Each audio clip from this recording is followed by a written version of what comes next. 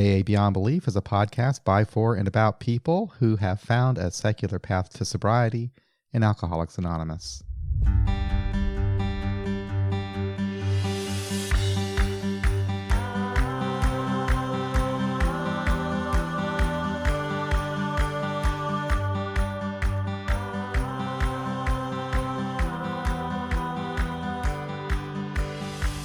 Well, it wasn't that too long ago. I think it was towards the end of January that I got an email from Jeremy, who is going to be our guest today. Jeremy is from London, England, and they're having a storm over there, he let me know. At any rate, Jeremy had a really interesting question about what makes an alcoholic, pretty much. And he really brought up some interesting points in his email, and I thought, this would be a good podcast. So he agreed to join me, and here he is. Hey, Jeremy, how are you?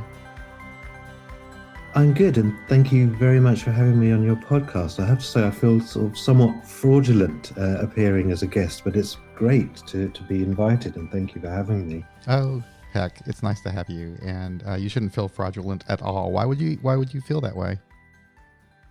Well, I think that kind of goes to the heart of why I mailed you in the first place, because I have been to a number of AA meetings, and the tradition appears to be that, when you have your turn to speak, you say, "My name is Jeremy, and I'm an alcoholic," and that's the point almost at which I get stuck, because I want to start by saying, and therefore I've never said anything in a meeting, "Hello, my name is Jeremy, and I don't know what I am.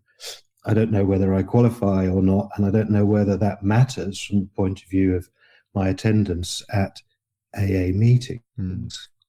Yeah, and in my view, it doesn't, because first of all, what's interesting about the term alcoholic is it's really not used in medical science now. I think that the treatment professionals refer to it as alcohol use disorder. Or substance abuse disorder. Okay. Yeah. So that's how it's labeled scientifically as a disorder, is substance abuse disorder. Alcoholic is probably just a social term that we use that has been used, over time. And I think that we have a better understanding of what is substance abuse disorder now, that it runs more on a spectrum, and that the consumption of alcohol by itself alone is typically not good for a human being anyway. So it's not like really a natural substance, I think, that we should be ingesting. But I think everybody to one degree or another is impacted by it, through their health. But it is interesting that, in AA, we have this custom of introducing ourselves as, "My name's John and I'm an alcoholic." And I have met more than a few people, mostly many years younger than me, who question that practice, who don't like the label and putting that label on themselves. And it's really not necessary. Sure. I mean, certainly listening to, maybe I should go back a bit and explain kind of how I came to be kind of mailing you in the first place. I'm 53 years old. I'm English and a male, and therefore I have a complicated relationship with alcohol. I probably would say a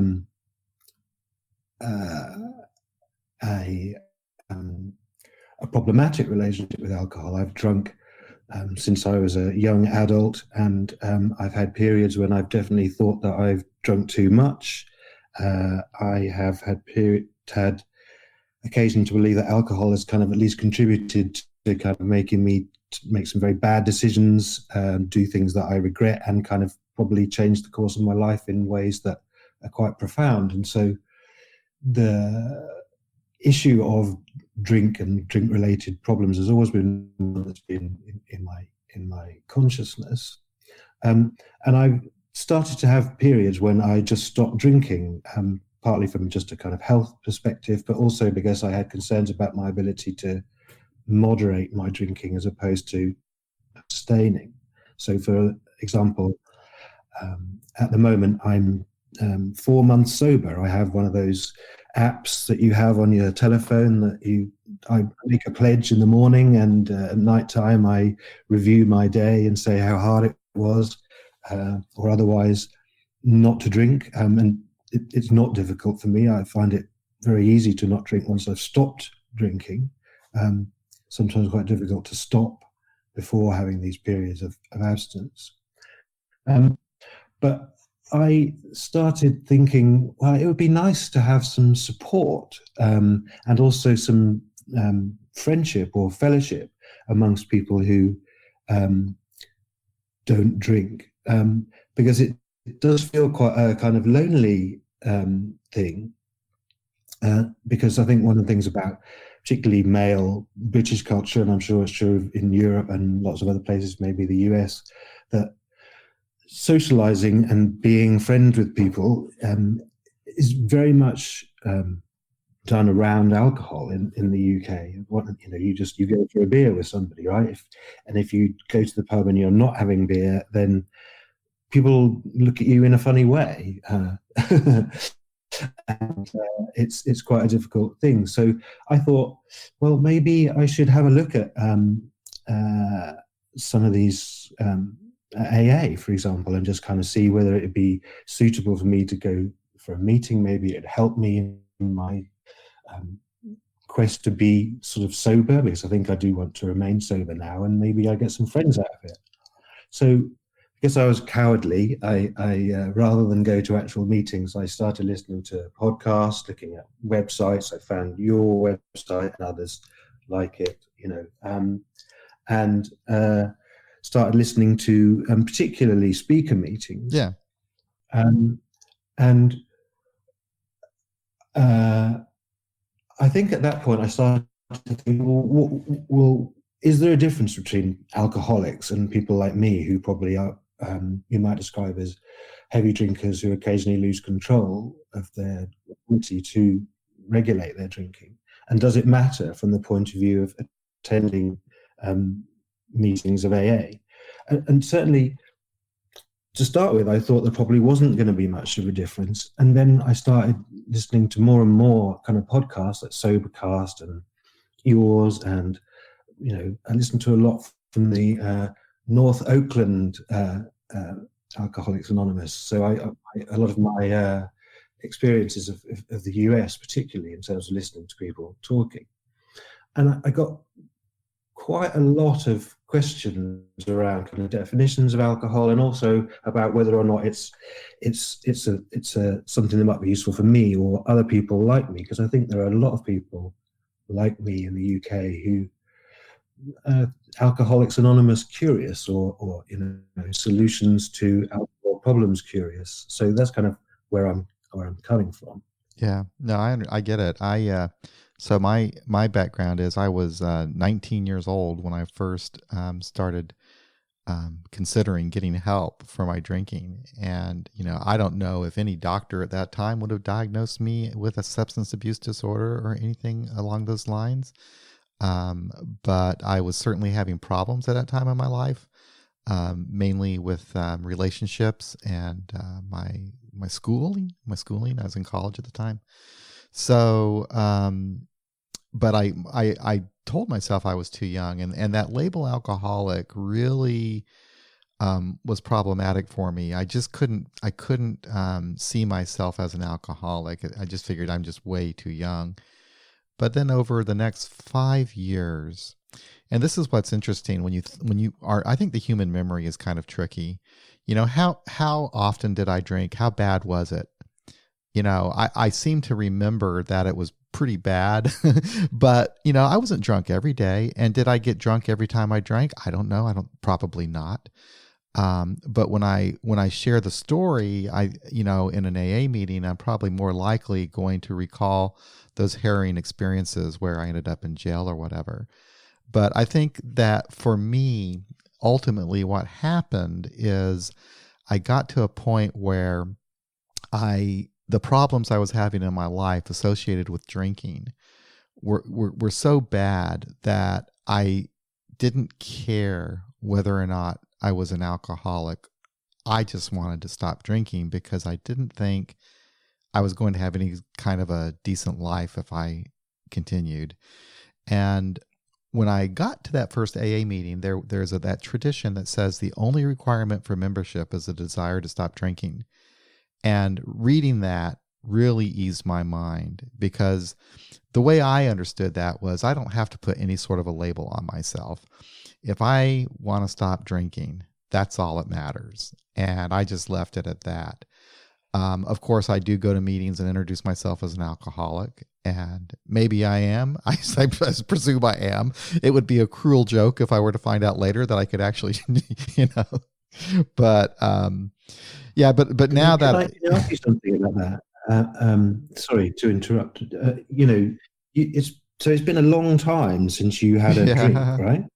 yeah, I mean, how long, if you don't mind me 31 asking? years, yeah. Right. I mean, and that's amazing. Congratulations on that.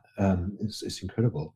But so you've been a non-drinker much more of your life than Yes, yes, you've been a that's right. drinker, right? So what's if you wanted to take the argument that you are an alcoholic, why um, why are you still one now? I don't hear people often in AA meetings say that they're recovered, Right. right? They say they're in recovery, or they say they're still an alcoholic despite the fact that they took their last drink in 1985, Yeah, and that somehow seems to be kind of sort of therapeutically non-useful to me, yeah. because I think it's semantics in a there's an way, argument of, because yeah. it's sort of like, if you're a diabetic but you have your diabetes under control, if you weren't taking care of yourself, watching your diet and doing what the doctor suggest you to do or ask you to do,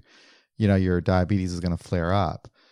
Now, so that means that one might have diabetes, but then we also put a label on them and call them diabetic. And it's kind of the same thing with, I think, substance abuse disorder, or what alcoholism is.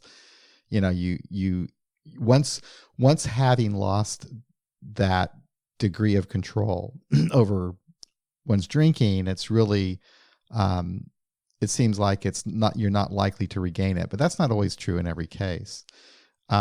Now, when you talk about recovered and recovering, I tend to view myself as recovered. I don't really use the terminology so much, but I view myself as recovered, because to me, the whole problem with the disorder is that, first of all, I I have this idea that in my case, I always thought I would tell myself, I'm just going to go have a few drinks. I'm going to have a few beers, and then I would lose control.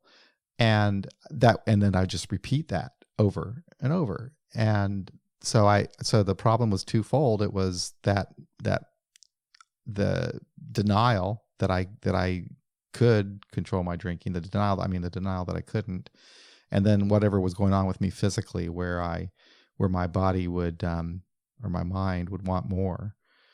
So I don't know where I was going with that. So that's kind of, I don't know. Oh yeah, so I'm recovered in the sense that I realize now my senses. I'm back to understanding that I can't drink. I shouldn't drink. It's not good for me. My past experience was that I would end up in jail. It caused me problems at work. It caused me problems with relationships. So drinking is something that I should stay away from, and I know that. And I also know that there's something that seems to happen with me physiologically once I put alcohol in my body that makes it really difficult to stop. And so understanding that, I just feel like, okay, so now I have recovered, because I'm no longer in that state of mind where I think, oh, a drink won't hurt me. Okay, that makes sense. Because I hear a lot of people on these podcasts, and occasionally in the meetings that I've been to, saying, so some people make reference to the big book, obviously, and the doctor's opinion in the big book, which basically says that that you have an allergy. Not you, but a person who is an alcoholic is different from a regular human in some ways, and these people are a band apart, because unlike normal people who can have a couple of drinks and don't get this kind of allergic addictive reaction, there is this special band of kind of strange people almost, who are who are alcoholics because they have this allergic reaction, and that makes them helpless before alcohol. And that has implications for their recovery in the sense that they can't do it by themselves, or in fact, their kind of will is almost unnecessary to the process of recovery, because they have to give themselves over to God or a higher power in order to facilitate that recovery. Now, if that's right, or kind of, I suppose my interest in that is AA for me? Because if that's correct, then it feels to me like that's not helpful to me. I feel like I do have some agency in terms of not drinking, and I don't want to kind of muscle in on a special group of people who have this problem that isn't like mine. Because I might be unhelpful to their recovery and they might not be helpful to mine, in the sense that we need to do different things in order to get to a path where we're happy with the amount of drinking that we do, be it none or some. Yeah. Well, it's unfortunate that we're still using the same book that's now like over 80 years old. And because when it was written, that was that doctor's understanding of it back in 1939.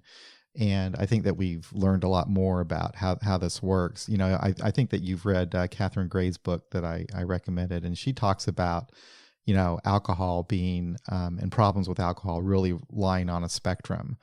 And, you know, people have degrees of problems, and maybe it worsens over time, maybe it doesn't. And I think that more and more it's being looked at that way. It's really kind of like a spectrum disorder.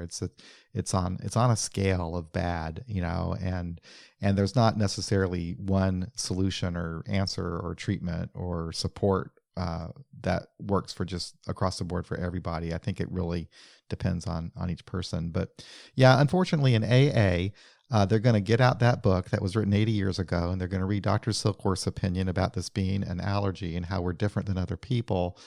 And I think that science is kind of learning that might not be really true. That you know, I'm not a scientist at all, but the doctors I've talked to that are experts in the field, it seems like the theory seems to be that addiction to drugs and alcohol seems to be a problem with dopamine levels in your brain that get spiked when these chemicals enter your brain. And one of the doctors I spoke with said that, you know, most people have the gene that would trigger this problem, but that with everybody it's different for what triggers it. So in other words, one person might that gene might go into effect and after their 5th beer, and someone else it might be their 300th beer, you know, before it kicks in. So that, you know, that's just one theory, I guess. But I kind of tend to think that, yeah, I think that alcohol probably affects all human beings essentially. I mean, pretty similarly. But that I do buy into the idea that it's probably on a scale of, you know, degree of how bad it is. But it's interesting in some countries, and I'm learning about how bad it is in the UK and Russia, for example, too. Terrible alcohol problems, you know, just across the board in society, from what I understand. So, but it's pretty bad here in the United States too. We also have a really bad drug problem here. Sure. I was reading, I remember we talked in emails about Holly Whitaker, who's just done the book Quit Like a Girl. And when she was in another sort of existence, she ran a website called Hip Sobriety, I think, and came out with an article that I really liked, which basically said, I think it was called Hi, My Name's Holly, I'm not an alcoholic, brackets, because there's no such thing. Right. And there was a really good quote in that I wanted to read to you to see what you thought of it. She says, we've created a separate disease called alcoholism and forced it upon the minority of the population willing to admit that they cannot control their drinking. that instead of looking at the insane amount of alcohol that we consume as a country, we've instead systematically labeled anybody who can't hang in that insanity as having the problem. Yeah, I think she's right.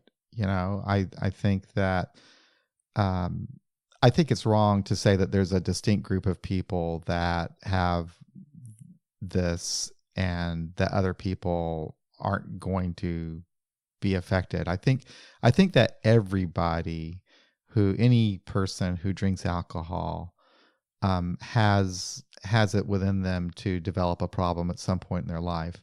I mean, just the substance itself just isn't healthy to ingest. No.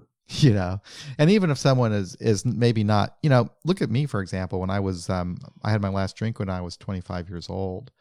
So the problems that I was having with alcohol were legal problems. I was drinking and driving, I was blacking out, that type of thing. But I wasn't having DTs, I wasn't having, if I stopped drinking, I wouldn't go into seizures or fits, like some people will. So, would I have ever progressed to that point? I don't know, but I really just see it as a, wherever you are on the scale at any particular time, and you can choose to address it however you want to at any time that one might start thinking it's a problem. So for me, it was when I was 25 and I was having a lot of life problems, and it seemed like alcohol was pointing at all of them. So that's why, I made the decision at that time that I needed to stop. But yeah, AA is kind of a strange thing, though. It is kind of a, it's kind of a subculture, and they have their own customs and traditions and ways of talking about things, and then really reading that book. That's I think the biggest problem is hanging on to reading the same doctor's opinion from the 1930s when that really should have been updated like 500 times since then. But I mean, it did fascinate me. I mean, particularly coming from being English, I was surprised, I have to say, when because AA is one of the, if you go to the National Health Service website and type in, I have a problem with drinking, one of the, there are a number of things that it suggests that you do, and, blah, blah, blah. But one of the things that it recommends is Alcoholics Anonymous. So it's right there on the list of things that the government says you should think about doing if you have a problem with drinking, right? I was really surprised when I started to investigate AA how much God there was in it, and particularly coming from an English culture, which I think is probably more godless than any other culture I can think of. I mean, I'm just the differences between. I've worked quite a lot in the US. And I love the place, I have to say. I've even been to Kansas. Oh, really? Kansas City. Oh, that's where I live, yeah. And had a very extraordinary experience there. Not to do with alcohol, to do with a very large taxi driver and his gun. Oh, no. That's maybe for another story, for another time. Sorry about that. I apologize on behalf of all Kansas Cityans. Oh, lovely place, and the people I met in the office that I worked in for a day were charming individuals. But one of the things I remember when I first started working there was I had a meeting, and there's about 20 people in the room, and we were having some disputes of a property nature with a church that was kind of had a car park next to ours, and it was all very. We were having a big argument with to dig a big hole in this car park to do some tunneling work. I can't even remember what it was about. But I made some disparaging comment about Christians, kind of not being very Christian and kind of pulled a face and kind of laughed. And if I'd have done that in London or and pretty much anywhere in England, people would have just kind of smiled or just kind of Right. not even thought everything on it. But people were absolutely scandalized that I'd made some kind of anti-Christian comment in this meeting. And it was in New York, right? It wasn't in like, West Virginia or something. It was in Manhattan. And someone took me aside after and sort of said, you can't say bad things about God. This is America. And I was like, okay, and I took it on board, and I, never made a sarcastic comment about Jesus or his ilk ever again. But it brought home the contrast for me, and I sort of thought, well, that maybe AA kind of makes more sense in the US because it's much more godly and people kind of fall in line with this stuff. But here it really jars. And one of the things I've noticed in the not very many AA meetings I've been to, and mostly they've been secular, thanks to via you guys, I've managed to find those meetings, which has been great. But the God thing is clearly a problem for a lot of people. And there was one poor guy who was doing kind of 90 meetings in 90 days, the kind of classic thing that people do when they're really in trouble. And he was saying he'd been to 6 meetings prior to this secular meeting over the last 5 days. And in each one of those, he was saying, people were kind of telling me that I couldn't do it without God and blah, blah, blah, blah, blah. And as an atheist, that was really problematic for him. And he was quite relieved to find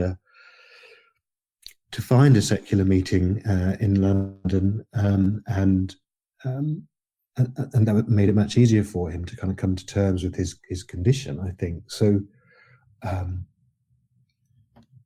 was very surprised, as I said, when I found out just how gaudy it was. And I think that my theory is that even in the US, many of the people that are sitting in an AA meeting aren't particularly religious, or if they are, they don't make a big deal about it in their everyday life. But when they get into AA and you've got this book that's God everywhere, the steps God everywhere, I think AA itself becomes their religion, and they become very rigid in that you really need a higher power. You're not going to. That says here in the book on this page, you can't do it on your own. So I really think that they tend to make AA itself a religion, and that's why maybe in the United Kingdom, where people really aren't religious at all, and probably do identify as secular. When they get to AA, it's the program that they are getting dogmatic about, and that's become their religion, I think. And I'm just diagnosing these people in England that I've never met, but I'm assuming that's. I think that's. I mean, that's how I feel about it. I mean, when I was going to meetings, I'd think about these people, and they wouldn't really talk about their going to church or anything, and but based upon their life drinking and drugging, they didn't really seem like very pious people, or but boy, when it came to AA, they sure were, and I was too myself. I fell in line myself. So I do think that there's that, and if we would, I really believe that the biggest problem is clinging to that book. I mean, I'm not against old books. I think that it's great to have an old book because it's a marker in time where you can say, yes, this was the thought in the 1930s. But it becomes a problem when you take that book, and rather than appreciating it for what it was in its time, you start applying it to your existing time when much of it isn't relevant. That's when it becomes a problem.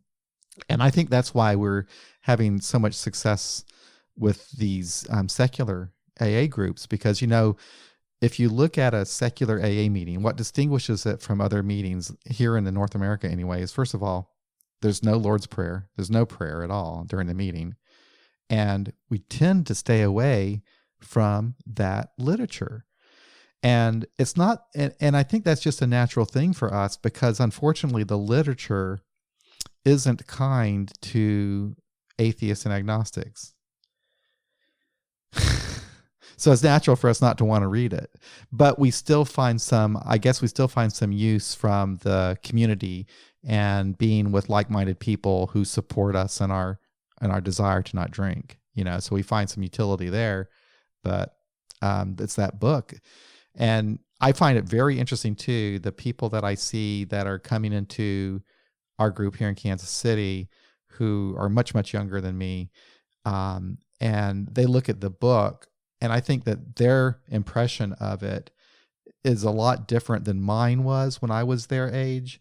I mean, I think it looks more ridiculous now in 2020 than it did in 1988. When, in 1988, it was 50 years old. It was pretty old then, but now it's 80 years old. I couldn't imagine back in 80, what if they gave me a book, when I was needing to get sober, and here it is 1988, and they gave me a book that was written in like 1898 or something like that. I don't know, man. I the language changes so much. I don't know if I would want anything to do with it. So. No, I can get that. Yeah, but I think that's a big problem. But to AA's credit, every group has the right to do its own thing. So we don't have to use that book if we don't want to. And I think that is where we might win in the marketplace of ideas, is if these secular AA groups take hold and become more popular than the other type of groups, then maybe we're going to see some change in AA. But even if that doesn't happen, there are all the time more options available for people, Smart Recovery, Life Ring, and just, hip sobriety, online connections that people are making, that's really, that might be the future. That might just be what people do. Yes. Yeah. I wanted to talk to you or ask you about the kind of the steps, if I may. One of the things that so I was listening to the Plymouth group of AA, not Plymouth in the US, but in the southwest of England, a podcast they did recently, and they seem quite kind of hardcore, old school. And there was a lot of talk in that meeting, and it was a speaker meeting. I think it was like they did eight different speakers because it was their 20th anniversary of a particular group down there, which sounds as though it's had some tremendous success for people. And one of the things that they kept saying was, I went to meetings for a very long time, and if you think you can just turn up to meetings and not do the steps, then you're deluding yourself. Basically, you're a dry drunk, and you need to get yourself a sponsor, go to telephone 2 people a day, work the steps, etc., etc. Do you kind of buy that? No, I don't. And I think that kind of attitude is going to ultimately destroy AA if that's what people are going to hear. And I think it's kind of immature and not really very thoughtful. I guess I can understand it if what happens, you fall into doing what everyone else around you does. You start parroting what everyone else says and does. And I certainly did that. I just started speaking the way everyone else was speaking, and I was accepted in doing that. And it's really difficult to go against the grain. And when I started going against the grain, as I realized I was an atheist, people, were adamant that, oh no, the time and place is going to come that people will fail you. You will need God. So unfortunately you do have that, but it's totally, and from my point of view, it's false. The steps are interesting because, first of all, what exactly are they? I mean, they're a list, I guess, but in my opinion, they are a description of an experience that a specific group of people had back in the 1930s, and a list of things that they did because of that experience. And they put it in that particular language because they kind of got this idea from this religious movement that they all belonged to, and were relying on some basic, religious principles, I guess. So anyway, the Oxford group. Yeah. Thank you, England. Yeah. So anyway, sorry about that. It's all right. So anyway, but if you look at the steps, though, the first step is it's a natural thing, I think, but for anyone who's grappling with addiction, if you're thinking that you have a problem, I mean, if you're ready to get help, I mean, usually there's something that triggers you to say, I need help, and I think that's essentially the first step. It's this admitting that, there's a problem here. And that second step is nothing more than, after realizing that there's a problem, you come to understand that there are places to go for help, and then that third step is nothing more than a decision to go and seek that help that is out there, whatever that might be. So those are just experiences that people have, and you could put it in any way that you want to. And there's no way to actually work those things. How do you you can probably read books and maybe try to understand the experience more, but those are really experiences that just happen, and the steps, I guess, are ways that you can relate that experience. But unfortunately, it's hard for us to relate to it because of the way that it was written. It was probably easier for those people to understand in the context of the Oxford group that they belong to. And then the rest of the steps, there's some actions that you can actually take. And again, the way that they're worded are kind of odd, but kind of religiously oriented. But yeah, it's just a matter of taking stock of yourself. No, you need to just spread your wings a little and not have these horrible chaps tell you how rubbish you are. I know it. I had terrible self-esteem problems, and that humility thing was a real struggle for me, and I think it did some damage to a certain degree. I find myself just being afraid to ever acknowledge, anything good I've done, or because I wouldn't want to be, appear as being bragging or any. So it's just, it's a bit too much. I think it's okay to feel good about something that you do, to talk about. Anyway. Well, I mean, you should feel good about this podcast, because I've listened to a large number of them, and I really have got quite a lot from it. Oh, I love doing it. I absolutely love it. It's nothing better. I mean, I've enjoyed this conversation immensely, and I wouldn't have had this opportunity if not for this podcast. So it's pretty cool. So Jeremy, I'm going to play us out with our outro music and do our little exit thing here. Let's see if this works. One thing I like about podcasting is I'm discovering my inner nerd, and I've got this really cool equipment now. So that's it for another episode of AA Beyond Belief, the podcast. I hope you enjoyed the conversation. I certainly did. Thank you, Jeremy. That was a lot of fun. So for those of you out there who might be considering supporting our website and podcast, that would be appreciated. You can do it in a couple of different ways. You can go to Patreon, patreon.com/AA Beyond Belief, or through PayPal at paypal.me/AA Beyond Belief, or just go to our website and click on the donate button if you can. Jeremy, it's been an absolute pleasure. Thank you so much for sending the email, and thank you very much for participating in the podcast today. Thank you.